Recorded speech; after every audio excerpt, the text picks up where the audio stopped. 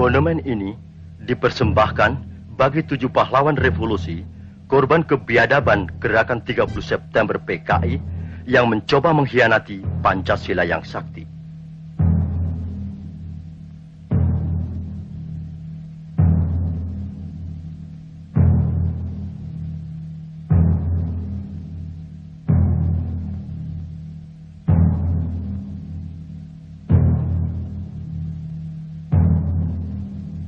Cita-cita perjuangan kami untuk menegakkan kemurnian Pancasila tidak mungkin dipatahkan hanya dengan mengubur kami dalam sumur ini. Lubang Buaya, 1 Oktober 1965.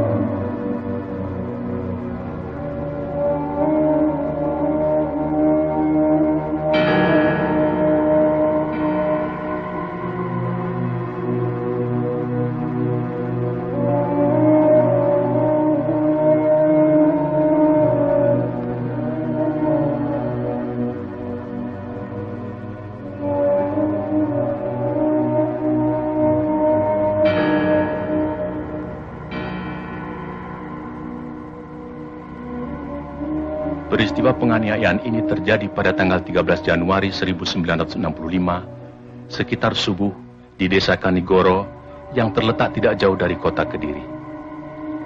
Ribuan orang-orang PKI menyerbu tempat training center pelajar Islam Indonesia.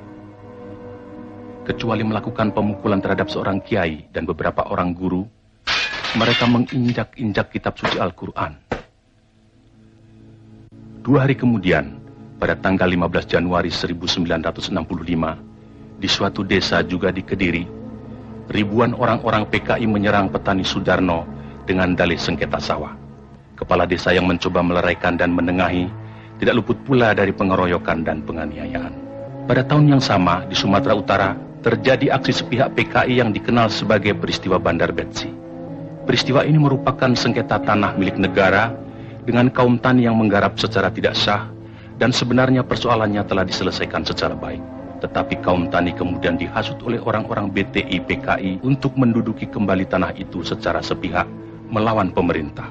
Dalam peristiwa ini seorang petugas Peltu Sujono tewas karena dikeroyok dan dianiaya. Aksi-aksi sepihak yang didalangi PKI ini juga terjadi di Indramayu, Boyolali, Klaten, dan berbagai tempat lainnya di Indonesia. Sementara itu, sebenarnya, pada bulan Desember 1964, terungkap adanya dokumen tentang rencana perebutan kekuasaan yang akan dilakukan oleh PKI. Namun oleh PKI dokumen itu dikatakan palsu dan malah menuduh balik bahwa fitnah itu sengaja disebarkan oleh lawan politiknya, yaitu Partai Murba yang Trotskist, dalam hal ini Khairul Saleh dan Sukarni. Juga dokumen yang semacam pernah tersiar menjelang pemberontakan PKI Madiun tahun 1948 yang juga disanggahnya namun kemudian terbukti benar.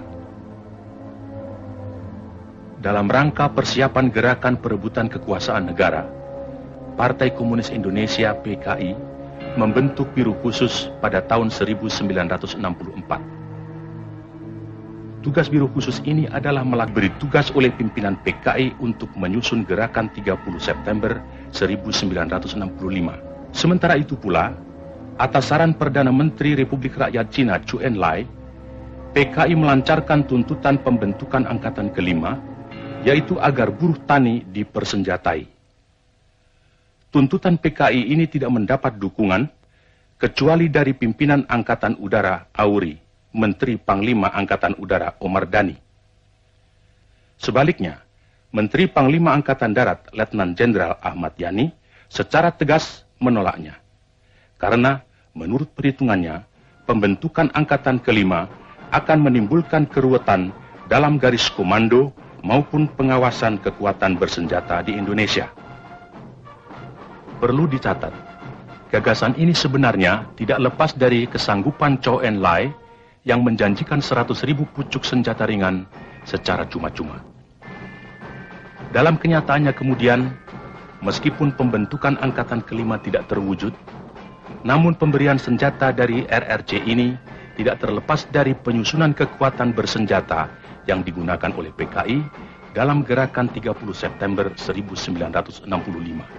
Karena sikap pimpinan Angkatan Darat yang tidak mau mendukung tuntutan-tuntutan PKI tersebut, dan juga karena PKI selalu mencurigai pimpinan Angkatan Darat sebagai kekuatan utama yang akan merintangi perjuangan PKI, sebagaimana pengalaman-pengalaman sejarah peristiwa Madiun tahun 1948, maka diciptakan isu Dewan Jenderal yang dikatakan akan melancarkan coup. Seiring dengan isu ini, dengan gencar tersiar adanya dokumen Gilchrist yang konon menurut versi PKI ditemukan di rumah Bill Palmer sewaktu rumah orang Amerika itu diobrak-abrik pemuda rakyat. Gilchrist adalah duta besar Inggris, dan dalam dokumen yang ternyata palsu itu tersebut kata-kata "Our local army friends" yang kemudian diinterpretasikan sama dengan Dewan Jenderal.